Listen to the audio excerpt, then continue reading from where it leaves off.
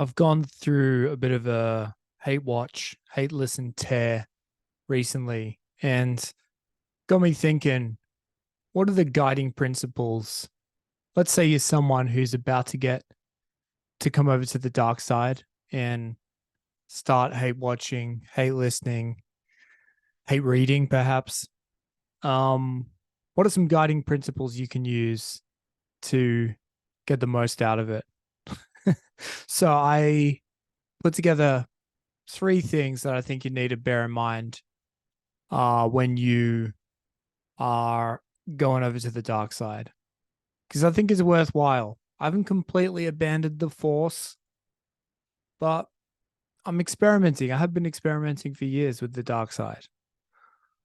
I can be both, and I enjoy both. And I think both sides hold their value and place in my entertainment consumption. So, first principle is that guilty pleasures are legitimate pleasures.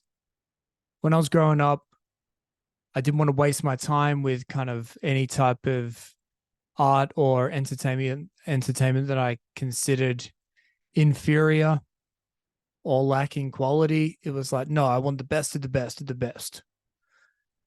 And to be honest, there's only so much highbrow shit your body can take. It's like a diet.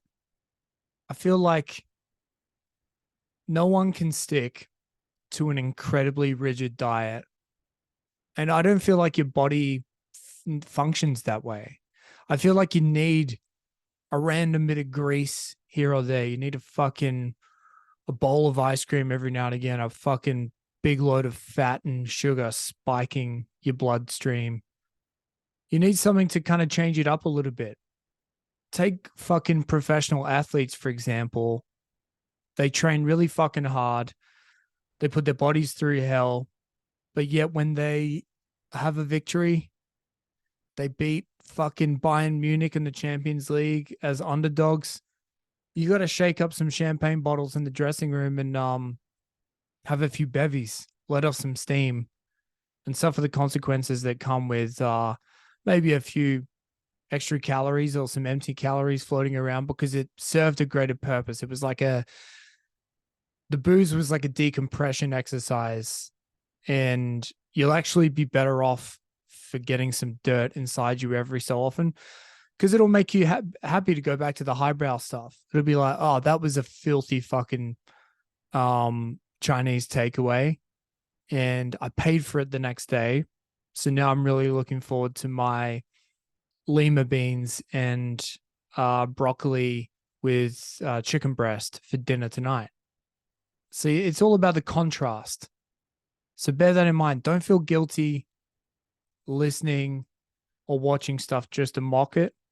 You're not going to go fucking Darth Maul overnight. It's just going to add it's going to add some variety to your palate. So that's the first thing I think you want to bear in mind. Second thing you got to bear in mind is that creating anything good is extremely difficult. So I guess I bring this up for a couple different reasons in that I've said this before. The vast majority of things are average. They're not noteworthy. They're kind of lame and just average. Um, so if you get something that's incredibly good, or at the other end of the spectrum, incredibly bad or cringe, I think you've got to stand back and appreciate it. It's a sight to behold. It's by definition an anomaly, and it's something that's unique. And the fact that someone has been able to create something really great or really bad is admirable. They've gone through the effort of creating something and they've managed to make it noteworthy, which is difficult. It genuinely is. And so I don't understand people. I guess if you've never tried to create anything yourself, I could maybe understand seeing somebody create something shit and then just telling them to quit. But for me, I think it's almost like it's remarkable sometimes how interesting failures are, because yeah, they're by default more interesting than 95% of things. So that's why I'd never tell anyone who makes something that's terrible to fucking, go online with my burner account and just shit on them and tell them to quit and fucking kill themselves or unalive themselves, whatever you want to say. I would never do that because, first of all, I'm not a piece of shit. And I feel like there's enough fucking dickheads out there that do that. But second of all, I kind of appreciate the fact that they've gone to the effort to attempt something as opposed to just sitting on the couch with their thumb wedged up their anus. They've gone and made an attempt, which I guess is better than just doing nothing. It's brought some joy into my life at the very least. And also, people who kind of like are hate watchers, are hate listeners, they will shit on people who try and do stuff, but it's like, aren't you enjoying it?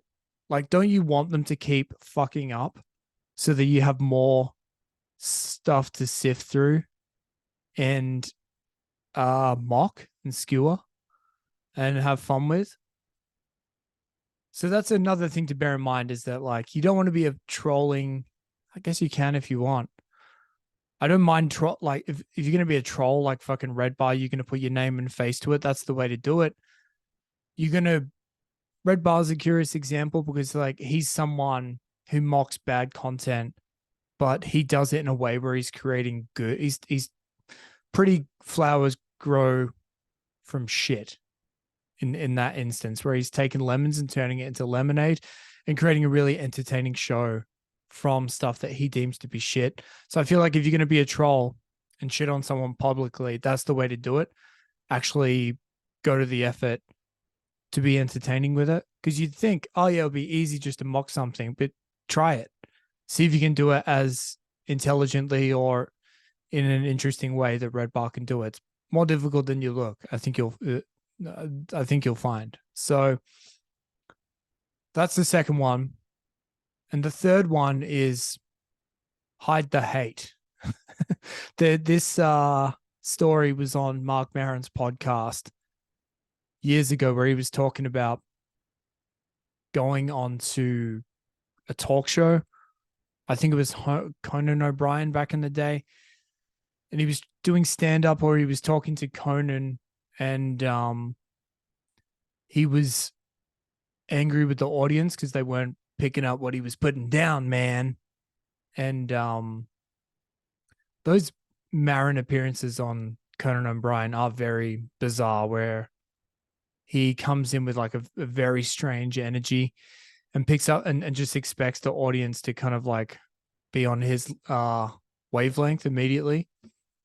He's a very strange guy in his younger years, Mark Maron. But anyway, it didn't go well, and he started to kind of like feel himself boiling over and getting aggressive or passive aggressive with the audience. I don't remember the specifics, but I remember the quote. The takeaway from the whole thing was he was talking to some producer, one of Conan's producers, and about what had happened. And the guy just encouraged him to like, or maybe it was another comedian. Fuck, I think I'm mixing up the stories, but essentially someone told Maron, yeah, you got to learn to hide the hate. So when you feel just upset at the audience, you feel like they don't get you, man, or whatever, you don't want to be the angry guy. So that's an important thing, is that if you're going to engage with this type of stuff, hate watching, hate listening, hate reading is potentially misleading as well, because it's more like mock watching, mock listening, mock reading. There is an element of Schadenfreude as well, where you're kind of like enjoying someone completely flailing in public. But it's not really hate for me either. It's just kind of a gentle like sense of mockery. So I guess it doesn't breed a hatred within me. It doesn't breed a sense of wanting people to fail on purpose. And so I guess I divorce myself. I'm like, all right, this is what I'm doing right now. I'm hate watching, I'm hate listening, I'm hate reading. But in my real life, I'm not hanging on to that. In real life, if someone does something I find distasteful, it's so much easier just to put on a mask and grin and bear it. You don't need to be fucking like Bill Hicks, calling things out wherever you go, smoking a cigarette, wearing a black sports coat with a fucking 80s mullet. You don't need to be that guy calling out hypocrisy, man. People don't like that. Hate and bitterness and envy on someone when it's, in their eyes is such a disgusting thing to be around. So you don't want to be that guy either. It's meant to be entertainment. It's meant to be fun. Don't dwell on the hate part. Except, I guess, and backtracking to my second point, giving someone lenience, um, you know, encouraging them to keep doing whatever they're doing because it's more fodder for you. I guess the exception would be if someone is just like trying to ruin someone else's life, trying to dox someone else. I think that person could be, it could be within your right or within the internet mob's right to tell that person to knock it on the head, to stop trying to dox or fucking destroy other people's lives with their attempts at creativity. I think that would be fair enough. But if it's like done in joust and it's, entertaining ribbing from a shock jock, Howard Stern, or any of the modern internet versions, it's in jest and it's meant to be kind of like on the edge of what's allowed and what isn't. But yeah, you don't want to be, but you've got to have like again, it's kind of like that's the white line fever. That's the content. And then in your waking life, don't be a hateful person. I guess some of you are going to get there anyway. I don't think a bit of hate watching is going to tip you over the edge. So maybe the third one's kind of ridiculous. Like hateful people are going to, haters going to hate y'all. All right. Thanks for listening. Catch you on the next one. Bye.